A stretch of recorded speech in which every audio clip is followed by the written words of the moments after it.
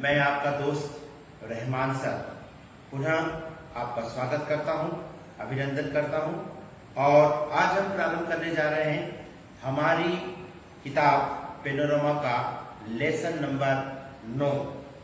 देखिए, सबसे पहले हम इस लेसन की बात करें, इस पार्ट की बात करें तो इस पार्ट का नाम है द लास्ट लेसन। पार्ट का नाम है द लास्ट लेसन।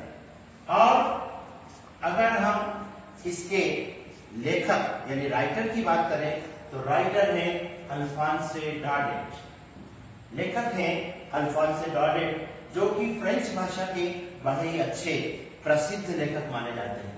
तो आइए बात करते हैं इस पाठ के बारे में। सबसे पहले हमारी ये कहानी चालू होती है, प्रारंभ होती है 1870 से। पुरानी कहानी है और एक घटना है। 1870 से बात चालू होती है when पर्शिया अटैक्ड फ्रांस। जब पर्शिया ने फ्रांस पर आक्रमण किया, और आक्रमण करने से क्या हुआ कि the two districts of France, France के दो जिले अल्सेस और लॉरेन, ये दो जिले अल्सेस और लॉरेन, ये दोनों they came under the control of German. वो दोनों जर्मन के अधिपत्य में चले गए और इस प्रकार से ये दो जिले अन्य देश के कब्जे में आ गए। अब जब चूंकि वो जर्मन के कब्जे में आ गए तो क्या हुआ, an order came from Berlin. Berlin से एक आदेश आया। बर्लिन क्या है? बर्लिन राजधानी है किसकी? जर्मन की। तो वहां से एक आदेश आया। क्या आदेश आया कि German would be taught in place of French in Alsace and Lorraine districts. अब फ्रेंच के बजाय जर्मन पढ़ाई जाएगी एल्सेस और लॉरेन डिस्ट्रिक्ट्स के अंदर। तो क्या फर्क पड़ेगा? फर्क ये पड़ा, देखिए कहानी यहां से फिर पुनः मोड़ लेती है। ये बैकग्राउंड है और यहां से हमारी कहानी का एक सूत्रधार, जो हमारी कहानी का एक अच्छा और मुख्य पात्र कहा जा सकता है, सूत्रधार, नरेटर, यानी जो हमारे को पूरी कहानी को सुना रहा है, वो है फ्रेंच, एक छोटा बच्चा जो स्कूल में पढ़ता है, गांव के स्कूल में। जब वो जा रहा है पढ़ने के लिए जाते हुए उसने रास्ते में पाया कि वहां पर एक बुलेटिन बोर्ड है।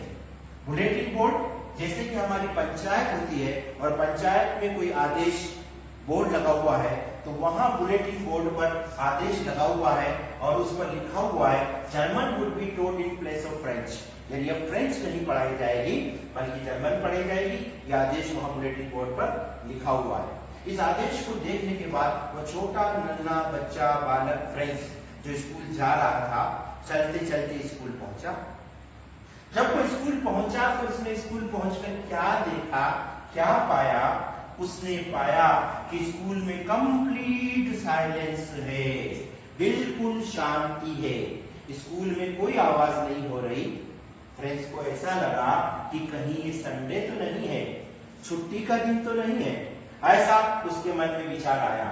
धीरे धीरे जब वो क्लासरूम में गया तो उसने वहां देखा कि क्लास चल रही है और यहीं से एंट्री होती है हमारी इस कहानी द लास्ट लेसन के हमारे मुख्य नायक, मुख्य पात्र, जिन्हें हम कहेंगे मिस्टर हेमेल। यहीं से मिस्टर हेमेल की एंट्री होती है।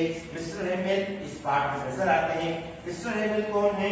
एक फ्रेंच टीचर है जो लंबे समय से, लगभग 40 वर्षों से उस गांव में पढ़ा रहे और वो फ्रेंच के टीचर हैं और क्लास चल रही है और मिस्टर हेमेल क्लास में पढ़ा रहे हैं। क्लास में बच्चे, स्टूडेंट्स आर लर्निंग, पढ़ रहे हैं। और बच्चों के अलावा क्लास में कुछ विलेजर्स, कुछ गांव वाले भी आए हैं। वो इसलिए आए हैं कि वे मिस्टर हेमेल को विदाई देना चाहते हैं, उनका फेयरवेल करना चाहते हैं। कारण ये है कि आज मिस्टर हेमेल का आखिरी पाठ है।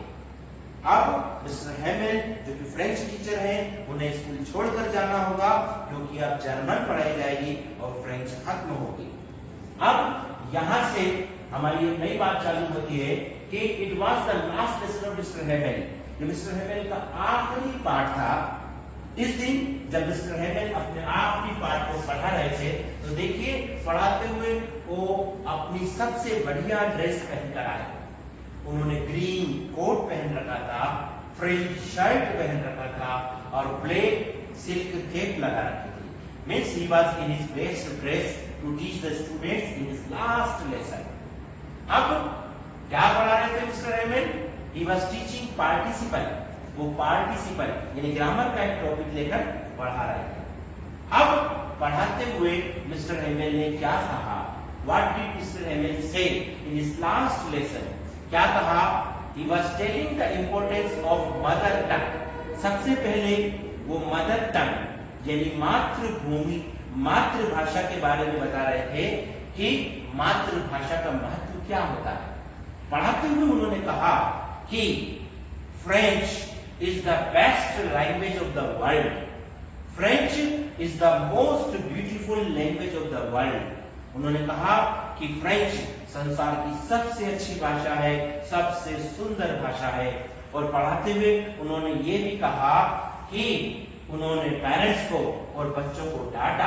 He scolded the parents, डांटा कि भाई तुम लोगों के पास जब समय था तब तुमने ध्यान नहीं दिया, बच्चों ने पढ़ाई पर ध्यान नहीं दिया, माता पिता ने ध्यान नहीं दिया, इसलिए आखिरी पाठ में पढ़ाते हुए वो बच्चों को भी डांट रहे हैं और पेरेंट्स को भी डांट रहे हैं।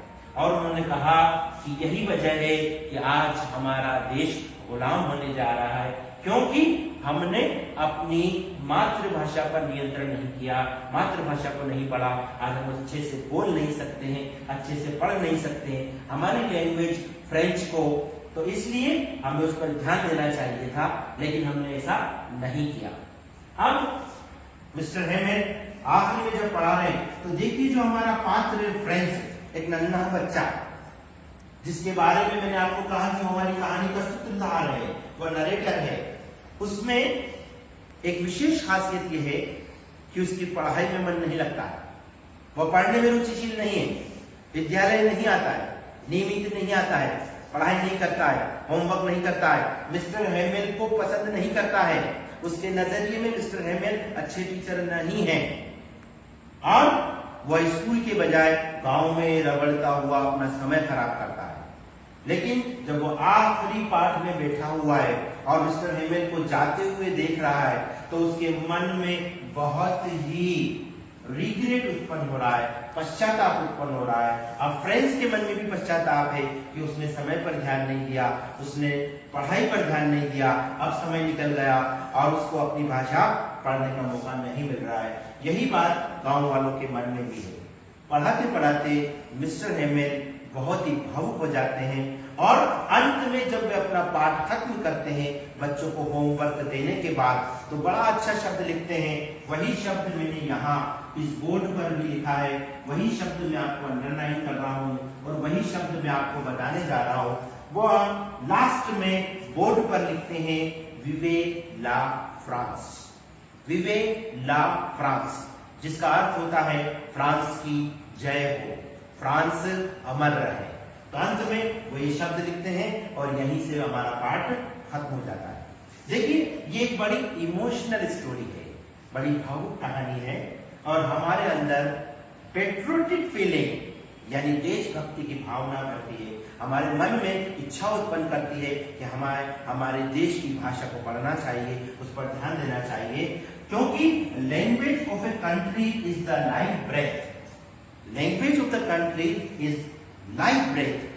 किसी भी देश की भाषा उसकी अपनी सांसों और धमनियों में बहने वाली जीवनदायिनी भाषा होती है, इसलिए हमें उसे भाषा पर ध्यान देना चाहिए। यही इस पाठ का मैसेज है। अब अंत में मैं आपको एक जो बात महत्वपूर्ण कहना चाहता हूं वो ये कि देखिए इस पाठ में से मुझे पूरी उम्मीद है कि अगले साल मेजर क्वेश्चन आएगा। मैं पुनः दोहराता हूं कि इस पाठ में से संभावना है कि मेजर क्वेश्चन आएगा। अब चूंकि पेनोरामा पढ़ रहे हैं तो आपको मालूम होना चाहिए कि मेजर क्वेश्चन प्रश्न नंबर कितने पर आता है। सारे बच्चे बताएंगे, सब जानते हैं कि पेनोरामा में से major question choice number 24 question number पर आता है और 24 क्वेश्चन नंबर पर आएगा तो वो मुझे उम्मीद है कि मिस्टर हेमेल जो हमारी कहानी के मुख्य पात्र हैं, अध्यापक हैं, उनके चरित्र चित्रण पर यह प्रश्न आना चाहिए। तो मुझे उम्मीद है कि मिस्टर हेमंत का कैरेक्टर स्केच अगले वर्ष आएगा। आप लोग इसको अच्छे से तैयार करें और कुछ छोटे प्रश्न मैं आपको अलग से डालूंगा, उनके भी आप उत्तर देने का प्रयास करें। ये पाठ मैंने आज आपको पढ़ाया, अच्छे से तैयार करें और जो प्रश्न बताया है उसको भी अच्छे से तैयार करें। निश्चित रूप से आपको अच्छे अंक मिलेंगे। मेरी शुभकामनाएं, दुआएं आपके साथ हैं।